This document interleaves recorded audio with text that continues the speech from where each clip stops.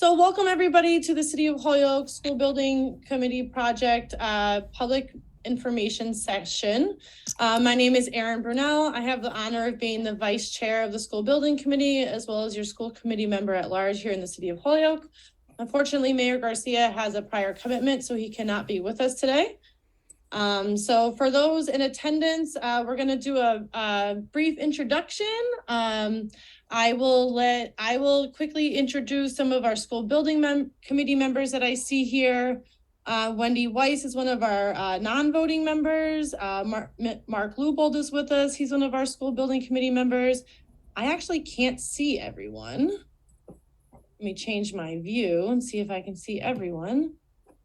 Well, I can't, but if you're a school building committee member and would like to be recognized, feel free to raise your hand. Folks, the names of the school building committee members are listed on the slide right after our agenda. Erin, I'm assuming we're sharing the screen, right? Yep, I was just putting in the chat right now. Let me get it open.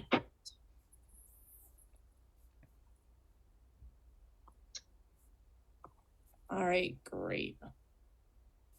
Wonderful. I'm just going to downsize that because I have my notes next to it. So yeah, you folks can feel free to review that list of school committee members. It's really important to know the diversity we have on our committee. We made sure we had parents, grandparents, counselors, people of multiple languages, people of multiple economic, social, racial backgrounds, teachers or ex-teachers, city councilors, school committee members. Really tried to have a nice diverse group of members on our committee there. So next slide, we're going to move on to our agenda for the meeting. Oh, do you want to continue with that introduction page or do the agenda? Yeah, let's go over the agenda first. So we have introductions. Myself and the other members will introduce themselves momentarily. Then we'll be going over our vision for middle school, why we chose a model school, ultimately why we chose Mount Vernon Group, who is our designer. Then we'll review a draft of the building design, our approximate timeline, and then we will open it for Q&A. So Erin, if you want to jump to the next slide, there we go. I'll let Margaret speak briefly. She is our operations manager. Do you mind, Erin, if I just say one thing? Not at all. Jump in anytime you want, Mr. Soto. I just wanted to remind anybody that might need interpretation that you can press the globe at the bottom and get it. Si hay alguien que necesita interpretación, por favor, aprieta el globo abajo de la pantalla y alguien te puede ayudar. Great, thank you. Margaret? Hey, everyone. So I'm Margaret Wood. I'm an owner's project manager for the project. So essentially, my firm works as a consulting project manager on behalf of the city. So we act as an extension of the city to manage the project. And you will be seeing our leadership on the project later in the presentation to talk about schedule. Thank you so much. Frank, would you like to introduce your team for Mount Vernon Group or whomever is speaking on behalf of Mount Vernon Group? Okay, I'm Frank Tedesco, architect, Mount Vernon Group, and Dennis. Hi, I'm Dennis Daly. I'm the design principal of Mount Vernon Group. Good afternoon. I'm Chris LeBlanc with Mount Vernon Group, project manager.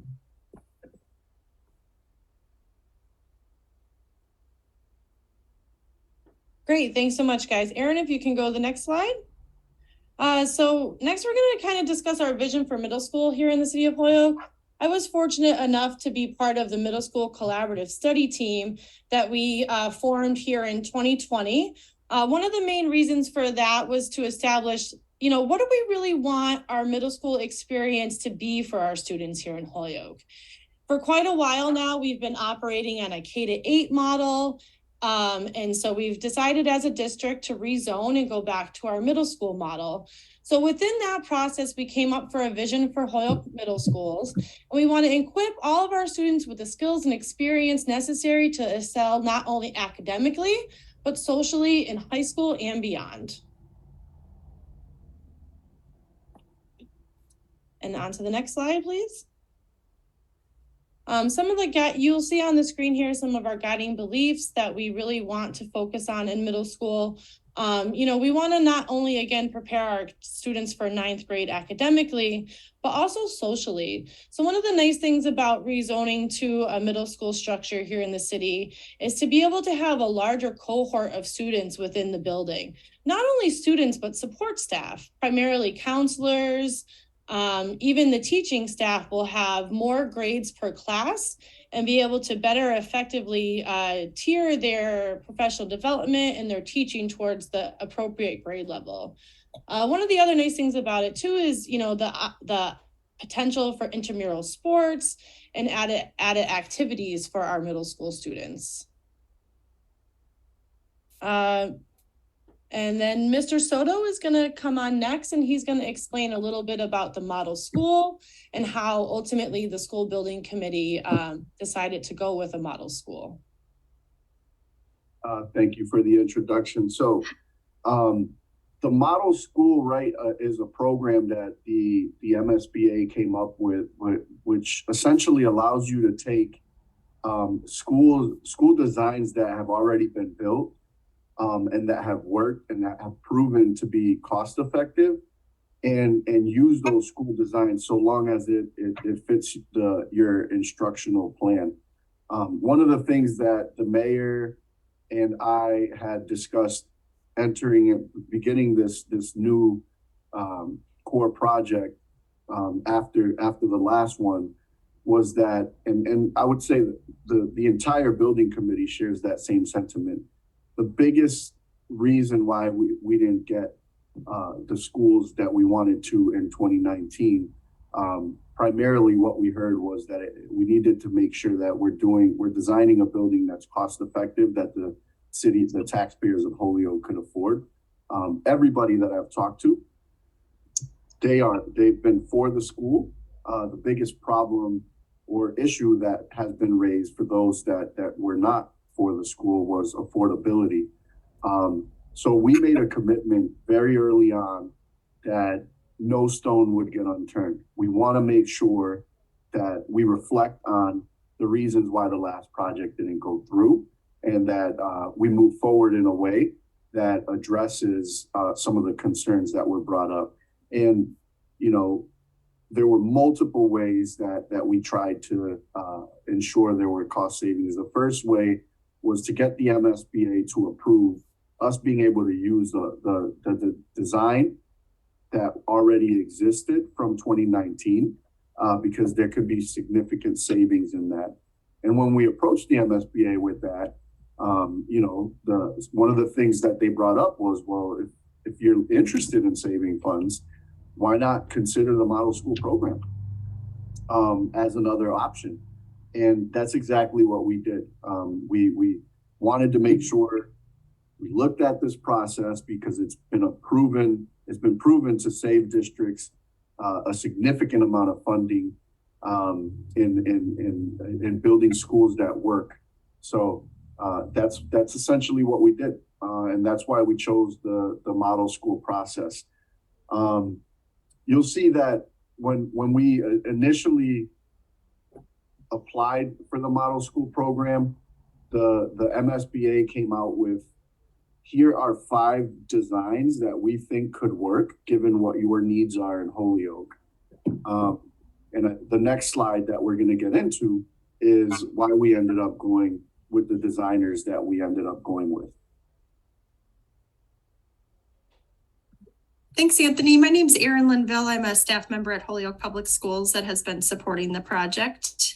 So we chose Mount Vernon Group because they have a really strong record of designing buildings that both meet the needs of the clients and are highly cost effective. Over the time of trying to build 1 or 2 new middle schools in Holyoke, we know that there are a lot of people supportive of building a new middle school, but the primary factor under consideration is building a middle school that is affordable for the city of Holyoke. And so across all dimensions that we looked at, Mount Vernon Group is known for building a very solid school at the most cost-effective price. The model school design that we're using has been built 3 times in Massachusetts. once in New Bedford, another in Athol, and another in Marlborough. A couple of us have been able to visit the Marlborough building. It's beautiful. More of us are going in May.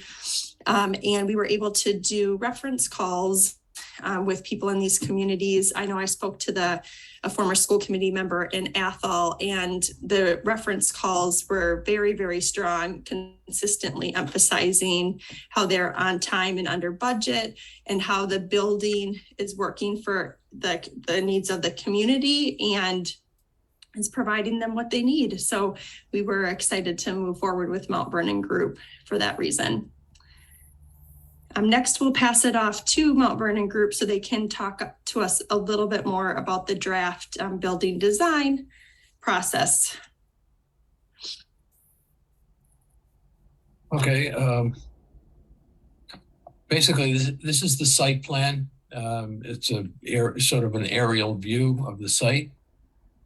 You have the regular entry to the middle school would remain the same. But we also have a new loop road going around. You can see the site laid out next to the field up above. And there was also an exit for buses that would go down, I think that is Chapin Street. So this is basically a plan that tries to fit in the site. We do have on the right a road going down to the high school. For additional, perhaps bus traffic and so forth, and pedestrian traffic. However, that part of the project is under consideration now, to save some money on the overall site work. So that may come at a later date. So, Dennis, you want to talk about the site plan? I mean, the floor plans?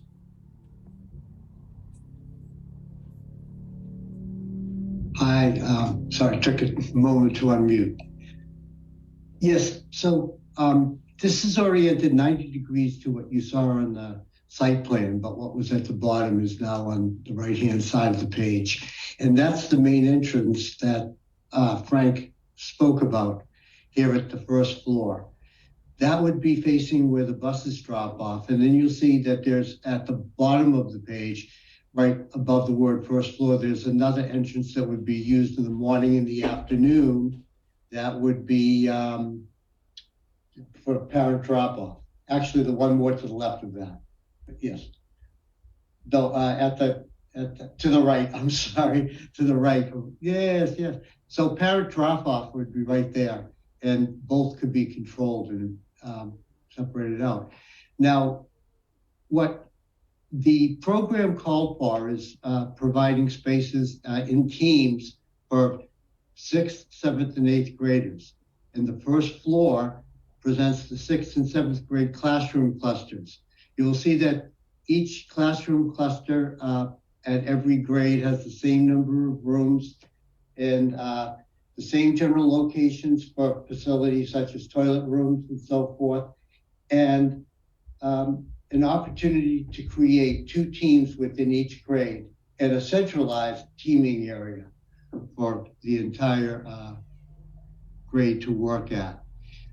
So 6th and 7th grade are represented here, and also represented on the first floor is most of the administrative areas that the public would be dealing with.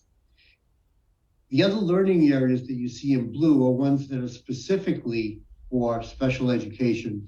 So all the special education needs for small, medium, and large groups has been accounted for.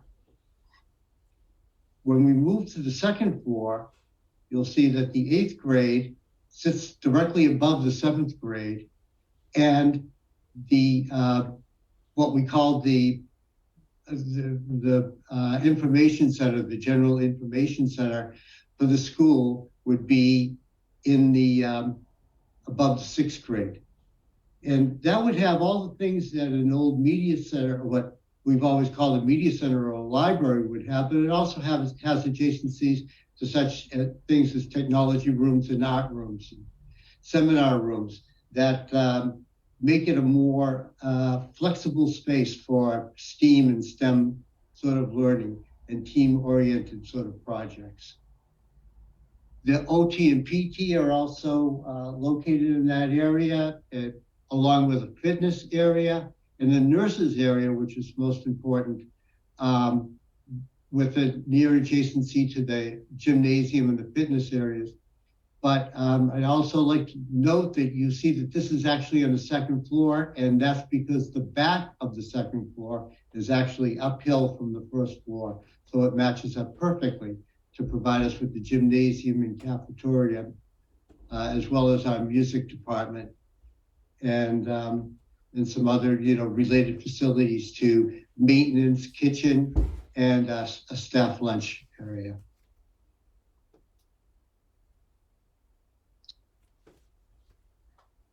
This helps, this perspective helps understand that a bit, where you can see that the first floor is sitting at a lower level, and the second floor meets directly into the gymnasium area, which brings everybody a bit closer to Crozier Field.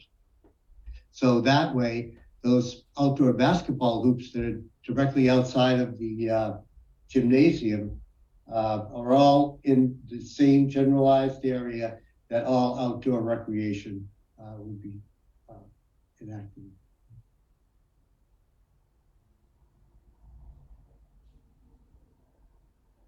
And there's the front entry from looking from, I believe, from the east.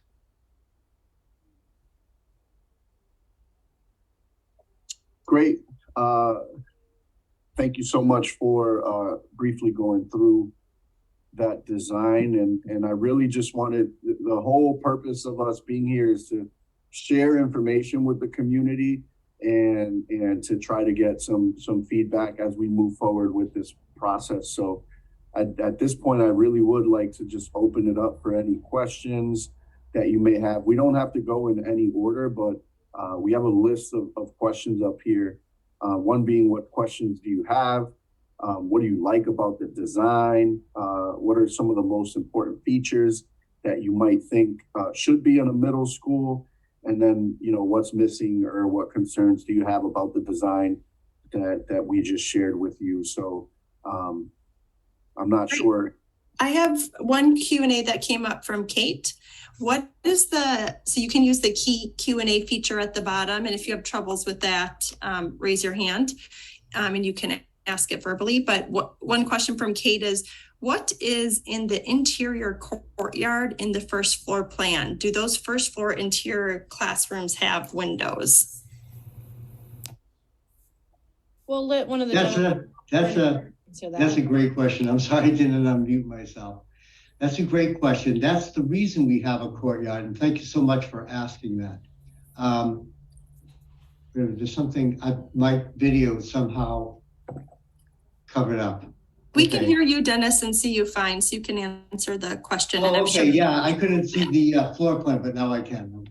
There was something that flashed up on my screen. But you'll see that interior courtyard there is serviced from doors, not only at the main stairwell, but also the ends of each corridor on the first floor. And it's designed for outdoor activities such as outdoor classroom areas, and it will be developed as we go along for low-scale planting, but also we have a whole section for raised planting that can become an important part of the science curriculum at a middle school level. It's really a great sort of amenity to have for the kids. They can even make herbs and so forth that might be able to be used in the cafeteria. So yes, the main reason you put a courtyard in there is to get natural light into all the classrooms. Yeah, that's a great question. One of the biggest limitations of the PEC design, or the PEC school itself, is we have so many interior classrooms, and none of those interior classrooms do we have any windows or natural light getting in. So I'm happy that this design addresses that for sure. What other questions are out there? What do you like? What do you not like? What's most important for us to consider in this stage of the process? Okay, I'm going to allow Stephen to talk. He's a panelist, or he's a viewer. Stephen, Sure. can you talk?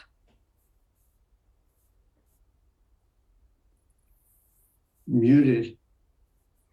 Stephen, you just have to unmute yourself and then you've been promoted to panelist so you can ask your question.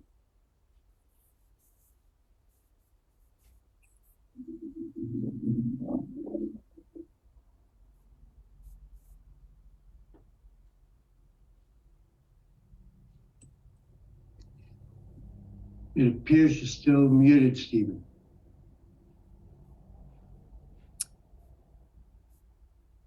Oh, I think I have something in the Q&A from KG. Will there be sound mitigation in the building, especially in open areas like the cafetorium? Sound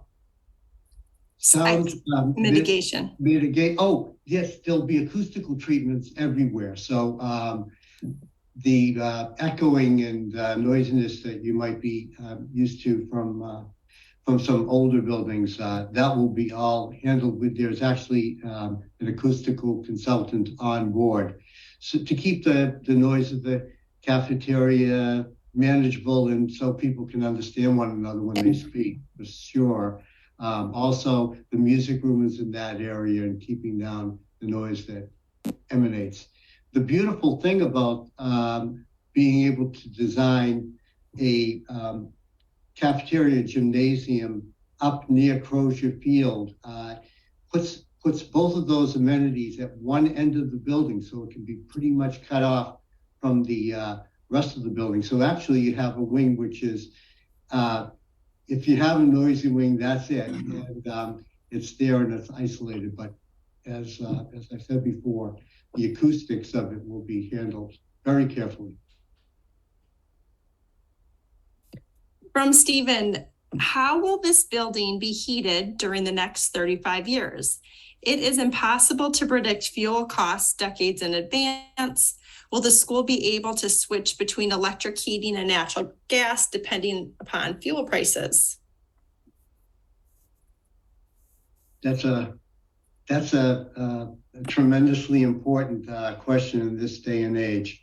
Our entire focus in the design of the building is to make it as green as possible.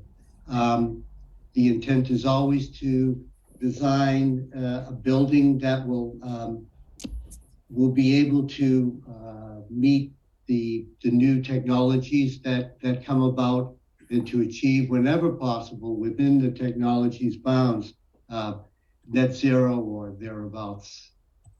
So looking at multiple fuels and everything is part of what we're doing at the present time. Whether it's going to be an all-electric building or one that's going to use fossil fuels, even if it were to be using fossil fuels, it would have to be designed using green principles that are necessary for the funding of the building. Yeah, I hope that answers it. It's a great question, Stephen. The other thing that I'll add, Stephen, is that right now there's no building that is costing more to in terms of energy use than the existing PEC site right now. And you know, right now that's our most expensive building to maintain because of how poor the energy consumption is at the PEC site. So we're spending a significant amount of money being able to do that. And I say that because with the new design, I have like a tremendous amount of faith that it's going to be way more cost effective and way more efficient to manage on an annual basis. And that is something that is part of our normal, part of the school department's budget. It's not above what we get from the city.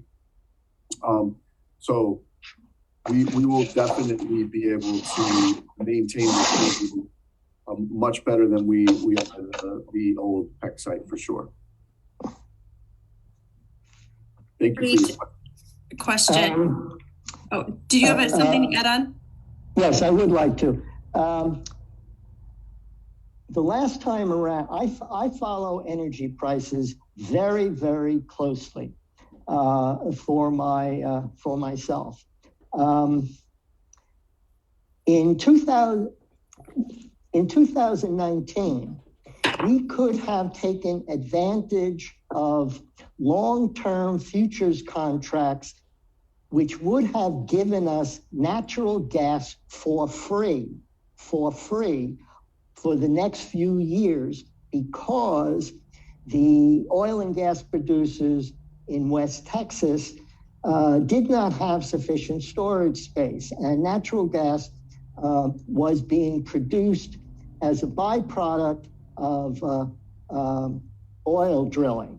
We did not take advantage of that, which was very, very short-sighted, I believe, on the part of our city administration at that time. So all I'm suggesting is that to retrofit a building from one type of fuel to another is exorbitantly expensive after the building is built. It is much more cost-effective to design the building with heating systems that can use either electric or gas, depending upon market conditions. And that is what major corporations must do in order to stay in business and be profitable.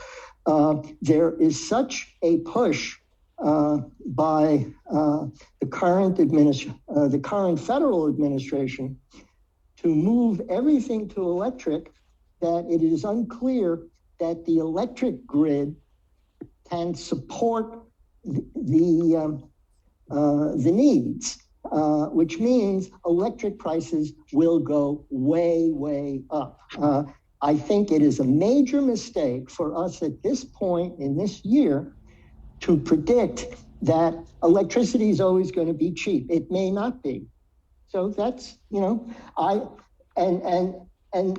it's a major design issue, because if you're going to design an all-electric building, you would probably have thermostatic heaters that could control the temperature in each room. In commercial buildings, what is often done is that a central air conditioning unit will lower the temperature to say 65 degrees, and that the heaters in each room just bring it up to a comfortable level depending on preferences. But the point is, it's a major design consideration.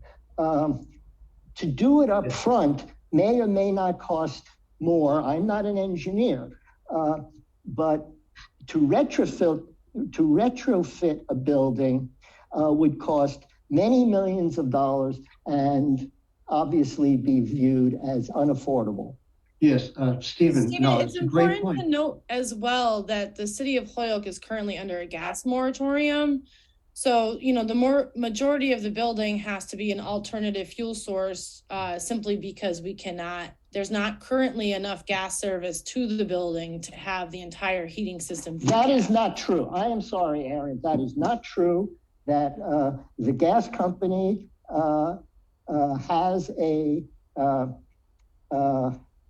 facility that supplies liquid natural gas.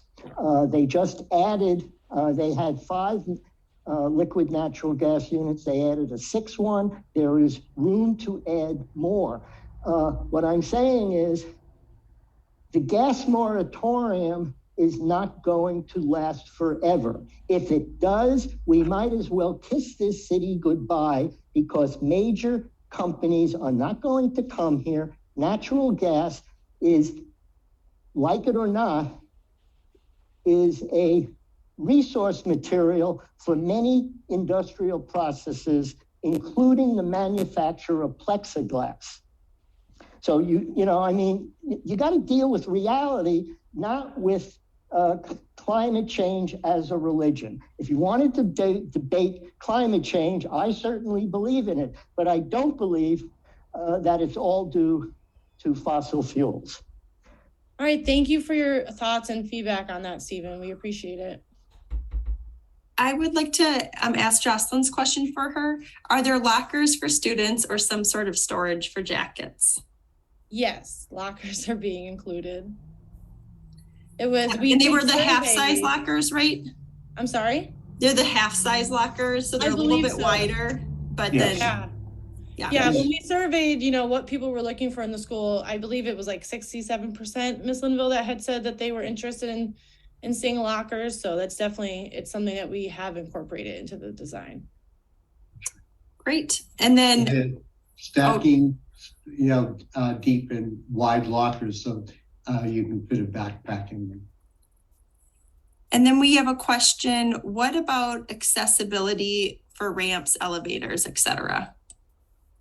Yes, the building is going to be 100% accessible, as all public buildings must be. There'll be an elevator. There won't be, the only need for ramps will be in the performance music area where one would take a ramp to get up to the height of the platform area, which is 30 inches. That's pretty standard in any cafetorium sort of situation. And we have our music room at the same level as the platform. So moving musical instruments like pianos and so forth, very simple from one to the next. And it has a very simple accessibility through a ramp. So yes, 100% accessible building. So the other thing I wanted to note is that we do have a survey out there to help get, we always try to find different ways of getting feedback.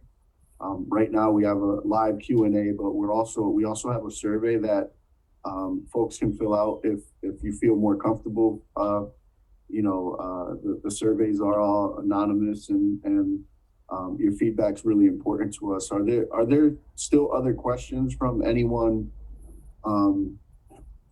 in the attendee room or any of the panelists? Aaron, we did include a link to that survey in the chat, by the way, for those that want to just fill it out. Superintendent Soto, I could talk in regards to Mr. Rosenbush's question and comments in regards to the G&E connection there for the gas service, which is currently under moratorium. Would you like me just to spend a minute to do that? Sure. Mr. Rosenbush, you are correct. And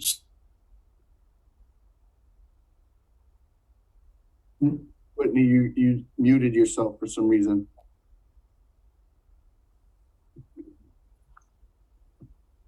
thank you. I was using the space bar. Both Mr. Rosenbush and Aaron Brunel are correct. We are currently under a moratorium. The provisions of the moratorium allow for connectivity of the existing connected demand. In other words, the gas devices and appliances that we have in the existing PEC facility, that demand can be transferred to the new facility without question. The other aspect of opportunity, which we're analyzing now, is in regards to what's known as an interruptible service. We've used this previously at other locations, and this qualifies for participation of utilization of the gas, the natural gas in the community available at that site and on an interruptible basis. For instance, the challenge that the G&E has is when there is a tremendous utilization during really cold periods for heating with natural gas in the neighborhood and the community in general, that's when the interruptible service would take place. So in other words, the infrastructure of the new facility could be designed around a natural gas implementation with an augmentation of a dual fuel source such as oil. And then for that, then should we desire to change to the heat pump configuration using the pathways of the hydronic, the water distribution throughout the facility, we could do that at a future time. So there are some interesting things that are being contemplated right now. So I just wanted to let you know that.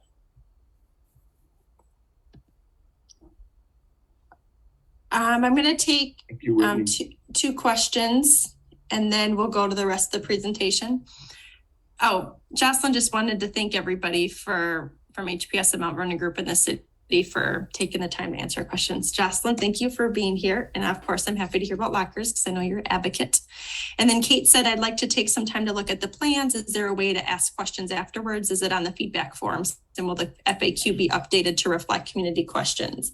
Kate, tomorrow, Kate, I'm assuming that you're on the HPS email list. If not, I'll put in my, I'm going to put in the website link because this is going to be posted on the website tomorrow. So you could look at the plans more carefully, and we'll specifically pull out the plan slides too. It actually might be up there already, but I definitely want to highlight the plan slides and so that you could submit feedback there.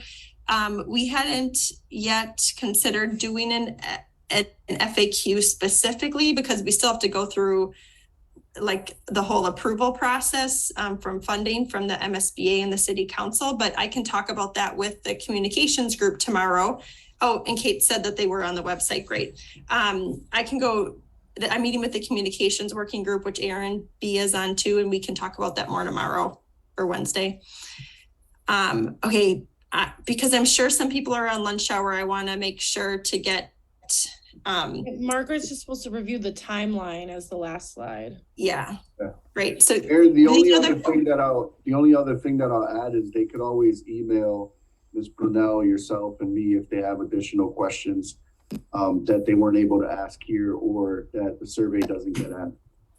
Great. And I'll put our email addresses in the chat. So the survey gets at these type of questions and has an open space, but it is anonymous. So if you want to answer back, you might need to email us. And then Margaret, could you review the proposed timeline?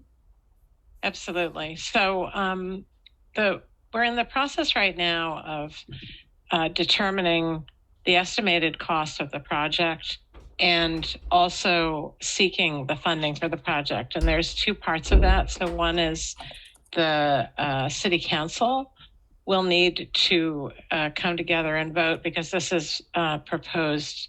This project has been proposed to not have a debt override as was in the previous project. So City Council has an approval piece. The Massachusetts School Building Authority has an approval piece. At this point, we're estimating that the Mass School Building Authority's contribution to the project would be in the neighborhood of $55 million. So once those two things have happened, the design team would start the design documentation to create the bid documents, and we would actually demolish the building starting in the summer, late summer, and be starting the building construction at the beginning of 2024. As it has been proposed by the design team, this could allow us to open the building for the fall of 2026. So 2025. I keep getting this wrong. 2025. So it's as was discussed in the model school, why model school process. It is a quick process. And so it's helping us getting a leg up on the fact that it took a while to restart the project. So that's the big overview of it. I'm happy to answer questions about it. People can put questions. Let me check the Q&A. Nothing yet, but feel free to put in. Also in the chat, I just wanted to say that Councillor Bacon was able to listen. And thank you. And she supports the design that supports the design that supports more than one fuel source. So thank you for noting that, Councillor. Great. So to wrap up, we have a little bit of information about how you can get involved. So we'll be sharing a QR code that links to a survey that we would appreciate some feedback on. You can also share any feedback with the middle school building design team. There's an email address on your screen, communications@hps.holyoke.mass.us. You're also welcome to share your overall thoughts on the project with any city councilors. We will be going to city council for the first time, not for the first time overall for the project, but for the first meeting to introduce the bond language. whatever you want to word that, on April 18th. We're definitely looking for support. If constituents want to email their counselors or call their counselors or come to meetings to advocate their support for the project. Feel free to share the information, tell others. You can learn more on Holyoke Public Schools website. There's a link there as well with more information on the middle school building design. And then, of course, the school building committee meets basically bi-weekly right now. Our next meeting is this coming Thursday, and those are held via Zoom, but of course you can link in as the public to view them. They're all recorded and available if anybody wants to watch any past meetings. As a school committee member, our email addresses are all on the Holyoke Public Schools website as well. So thank you all for joining. If we have any last minute questions, we can answer those. Otherwise, we'll look forward to communicating again soon. And since this has been recorded, and I think we went through the whole we did go through a whole presentation, I'll promote the attendees, because if something happens and we get shut down, that's fine. But if anyone had trouble chatting in, then they could answer their questions or share further thoughts. So I'm going to promote people. Otherwise, feel free to head out if you got your questions answered.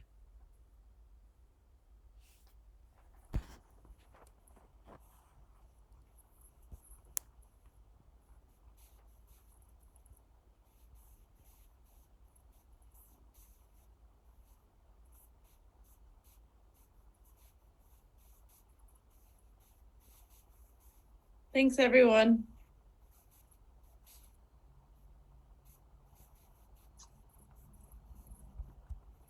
I think we're good.